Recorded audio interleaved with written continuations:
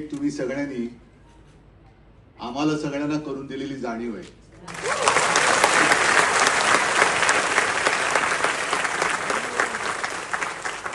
आणि या सत्ता पिपासू जगात सत्तेच्या मागे लागून आपण मराठीची काय अवहेलना करतो आहोत, काय महाराष्ट्राची अवहेलना करतो आहोत, हे अंजन तुम्ही आमच्या सगळ्यांच्या डोळ्यात टाकलेलं आहात। आणि मी तर सर्व मराठी जनाना, मराठी मनाना आणि महाराष्ट्र प्रेमी सर्वांनाच आग्रहाची विनंती करेन की हा कार्यक्रम पाहू नका, हा कार्यक्रम अनुभवा।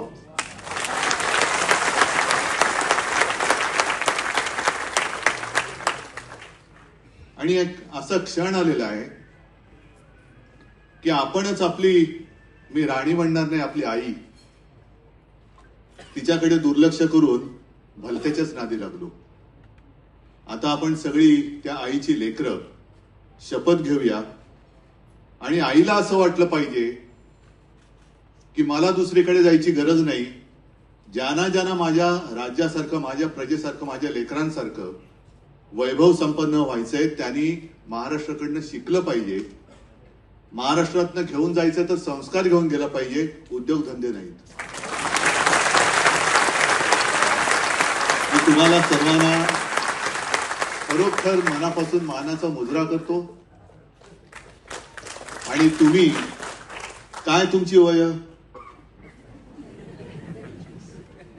आणि कुठेही कॉपी पेस्ट न करता तुमचं म्हणजे आपलं ओरिजिनल घेऊन तुम्ही पुढे चाललेला आहात। आपण सगळे एकत्र आहोत। तुम्हाला कधी कुठेही अडथळा येणार नाही आणि कधी असं वाटलं येतोय तर आम्ही तुमच्या सोबत आहोत। मनापासून धन्यवाद देतो। जय हिंद, जय महाराष्ट्र। ट्रम्प तिकडनं दम मानतायत तरी सुद्धा सगळं चांगलं चाललेलं आहे। पेहलगामच्या हल्ल्याचं काय झालंय त्याची उत्तर द्यायला सरकारकडे वेळ नाही तरी सगळं चांगलं चाललंय। मतांची चोरी राहुल गांधींनी उघड केली तरी सगळं छान चाललेलं आहे। या सगळ्या छान चाललेल्या वातावरणात आपल्या राज्याची एक जी काही संस्कृती आहे, कारण आपण आता संस्कार, संस्कृती हे शब्द इतिहास जमा व्हायला लागलेले। आजचा हा कार्यक्रम ठेवला होता त्याच्यासाठी ठेवलाय। एक नवीन टीम, या कार्यक्रमाची शिफारस मला संजय राऊत यांनी केली, त्याच्यामुळे हा कार्यक्रम आवडला नाही आवडला त्याला जबाबदार संजय राऊत असतील। नाही पण कार्यक्रम चांगला आहे, आपण सुद्धा त्याच्याबद्दल ऐकलं आणि आता मी गोखलेंचं त्यांचा सत्कार केला। कारण आपल्याला आता विसरत चाललेलं एक एक संस्कृती, पूर्वी होत्या या सगळ्या गोष्टी।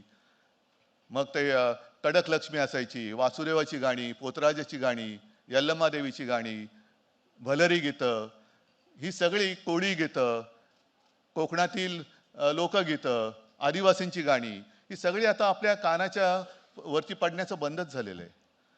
आणि त्याच्यामध्ये जसं मार्मिकने जे काम केलं, व्यंगचित्राच्या माध्यमातून बाळासाहेबांनी काम केलं। व्यंगचित्र म्हणजे नुसतं ओरबाडायचं नाही, तर मिश्किलपणे, मार्मिकपणे बरोबर समाजातली जी काही विकृती असेल किंवा अनिष्ट प्रथा परंपरा असेल त्याच्यावरती बोट ठेवायचं। आणि हेच काम आपल्या साधू संतांनी तेव्हा केलं। लहानपणी ते जे भारूड आत्ता आपण आतमध्ये बोलताना बोललो ना, विंचू चावला, माहितीये कोणाला? का कोणीच ऐकलेलं नाहीये? एकनाथांचं, म्हणजे ह्या नाही, ह्या खऱ्या एकनाथांचं, तो त्या एकनाथाचं नाही, भारूड। आणि ते शाहीर साबळे गायचे तेव्हा, विंचू चावला। आणि त्याच्यामध्ये ते शब्द आहेत काय, ते कामक्रोध विंचू चावला। म्हणजे काय की हा असा जो काही विंचू आहे, मग तो सत्तांध असेल, कोणी असेल, कोणत्याही गोष्टीची हाव वाटणं, लोभ असणं, त्यातून माणसामध्ये अहंकार येतो। आणि त्या अहंकाराने असा विंचू चावल्यासारखा वेडापिसा होतो की चुकीचे निर्णय घ्यायला लागतो। आणि मग त्याच्यावरती उतारा सुद्धा त्या एकनाथ महाराजांनी सांगितलंय की तमो गुण मागे सारा, म्हणजे अहंकार आहे ना, 56 इंचाची छाती, तिला जरा थोडी टाचणी मारा, तो गर्व तुमचा खाली येऊ द्या, नाहीतर विंचवाचं विष असं चढेल की त्याचाच तुमचा बळी जाईल।